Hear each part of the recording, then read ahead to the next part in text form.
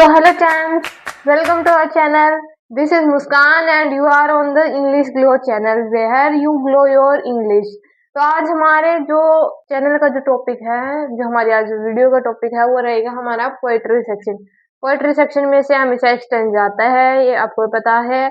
और जो स्टेंजाज होते हैं उनमें हमें 5 क्वेश्चंस मिलते हैं। तो हम आपको आज फर्स्ट पोएम के सारे स्टैंडर्ड्स कवर करवाने वाले हैं। तो सबसे पहले शुरुआत करते हैं पोएम 1 से। क्लास 10th की जो पोएम है पहली, डस्ट ऑफ स्नो, जिसका पोइट कौन है? Robert Frost. कौन है? Robert Frost. अब सबसे पहला स्टैंडर्ड क्या है, हम एक बात को अच्छे से समझते हुए चलेंगे, ठीक है। तो शुरुआत करते हैं आज के हमारे इस पोएट्री सेक्शन वाले टॉपिक से। सबसे पहला है पहली लाइन, द वे जिस तरीके से वो एक कोई ने शुक डाउन ऑन मी, हिलाकर डाल दिया। क्या डाला? The dust of snow. क्या डस्ट ऑफ स्नो क्या होते हैं? पार्टिकल्स ऑफ स्नो, बर्फ के कुछ टुकड़े। क्या होते हैं? बर्फ के टुकड़े। फ्रॉम हिमलॉक ट्री, कहाँ से? हिमलॉक ट्री से। हिमलॉक ट्री क्या होता है? प्लांट। हम धतूरे का पेड़ बोलते हैं, उसको हम इंग्लिश में क्या बोलेंगे? हिमलॉक ट्री। तो हमने इसके दो सेम वर्ड मीनिंग कर लिए। डस्ट ऑफ स्नो का क्या होगा? Particles of snow. Then hemlock tree का क्या होगा? प्लांट। ठीक है, हम फिर से देखेंगे। और एक खास बात इस स्टैंजा की, ये 2018 में सेट सी में आया था ये वाला क्वेश्चन।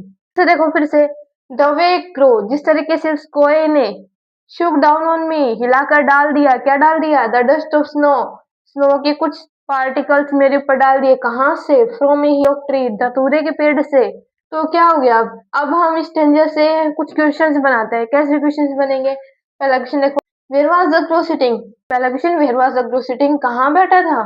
On hemlock tree. कहाँ बैठा था वो? Hemlock tree. उसने कहाँ से बर्फ हिला के डाली थी? हिमलॉक ट्री से। तो इसका आंसर क्या हो जाएगा? From sorry, on a hemlock tree. Then next question, what did the crow do. अब उस कोई ने क्या क्या कर दिया था? शुक डाउन, क्या? Dust of snow. क्या कर दिया था? पोइट के ऊपर क्या कर दिया था? पेड़ हिलाकर क्या कर दिया था? बर्फ डाल दी थी। शुक down the dust of snow, और बोल सकते हैं कि शुक down the particles of snow. Third question पे आते हैं, what is dust of snow. है क्या ये डस्ट ऑफ स्नो? क्या है ये? Particles of snow. Particles of, जिसको हम क्या बोलते हैं? बर्फ के टुकड़े। क्या बोलेंगे? बर्फ के टुकड़े। अब हम आगे चलते हैं, जिसकी what does dust of snow stand for. अब डस्ट ऑफ स्नो किसके लिए स्टैंड करता है? डिप्रेशन के लिए। किसके लिए? डिप्रेशन के लिए। वो पोइट क्या था? डिप्रेस्ड है। डिप्रेस्ड मतलब उदास था। डिप्रेशन। पोइट क्या था? डिप्रेस्ड था। तो what does dust of snow stand for? Depression. Next एक क्वेश्चन आता है, name the poem and a poet. Poem का नाम रहेगा हमारी dust of snow, then poet का नाम रहेगा रॉबर्ट फ्रॉस्ट। तो हमें ध्यान से करना है। सीबीएसई बोर्ड 2018 में एक बार आ चुका है ये, और उसके बाद भी आया है। आप प्रीवियस ईयर क्वेश्चन में देखोगे तो आपको मिल जाएगा। और इसके साथ एक राइमिंग क्वेश्चन आता है, राइमिंग स्कीम आती है। बहुत सारे स्टैंडर्ड में पूछे जाते हैं कि राइमिंग स्कीम लिखो इसकी। तो राइमिंग स्कीम में हम कैसे लिखेंगे? मान लो एक क्रो है, इसको हमने क्या मान लिया। अब देखो, क्रो स्नो मिलता जुलता है ना। तो ये भी क्या हो जाएगा? अब ये क्या है? मी, इसको मैंने क्या मान लिया? बी। अब देखो, मी ट्री बोलने में मिलता जुलता है, तो हमने भी इसको क्या मान लिया? बी। तो इस स्टैंजा की राइमिंग स्कीम क्या रहेगी? B B. इसी स्टैंजा की आज तक पूछी तो नहीं है, लेकिन अगर आगे पूछ ले तो उसके लिए आपको पता होना चाहिए, इसलिए इसकी राइमिंग स्कीम क्या रहेगी? B B. इसके सारे क्वेश्चंस हो गए, सेम वर्ड मीनिंग हो गए हैं, पोएम एंड पोएट का नाम याद हो गया है, फर्स्ट स्टैंजा कंप्लीट हो गया है। अगर आपको कोई डाउट हो तो आप दोबारा पूछ सकते हैं कमेंट सेक्शन में। देन अब हम शुरुआत करेंगे सेकंड स्टैंजा की। मुझे नहीं लगता कि अभी इसमें कोई भी वो रहा होगा, डाउट रहा होगा। तो अब हम शुरू करते हैं सेकंड स्टैंजा। अब आते हैं हम स्टैंजा 2 पर। स्टैंजा 2 क्या बोलता है? पहले में क्या बोल रहा था कि ये कोवे ने क्या कर दिया? हिमलॉक ट्री से डस्ट ऑफ स्नो गिरा दी पोइट पर, जिससे क्या हो गया? अब देखो, अब उससे क्या इम्पैक्ट पड़ा पोइट पे, हम वो देखेंगे। हैज गिवन माई हार्ट, उसने मेरे दिल को क्या दे दिया? चेंज ऑफ मूड, मेरा क्या कर दिया? मूड पूरा पूरा बदल दिया। And saved some part of a day, और क्या कर दिया? मेरे दिन का जो बचा कुचा हिस्सा था वो क्या कर दिया? बचा दिया।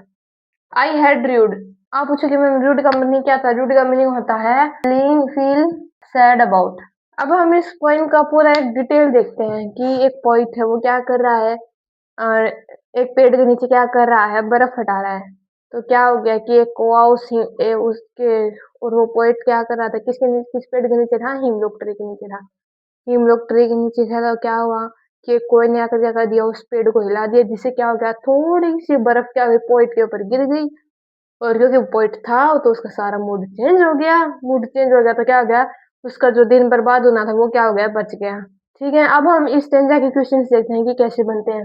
वैसे ये जो स्टेंजा है ये 2017 में सेट में आया था, उसके बाद भी आया है। आप प्रीवियस ईयर क्वेश्चन जब भी लगाओगे आपको ये देखने को मिलेगा पूरा पूरा स्टेंजा। अब हम इसके क्वेश्चन के बारे में देखते हैं। What has given the poet change of mood? ऐसा क्या था जिससे पोएट का क्या होगा, पूरा मूड चेंज हो क्या हो गया था ऐसा? देर आर सम, उसके ऊपर क्या गिर गए थे, पार्टिकल्स ऑफ स्नो गिर गए थे, जिससे क्या हो गया था, उसका क्या हो गया था, पूरा पूरा मूड चेंज हो गया था।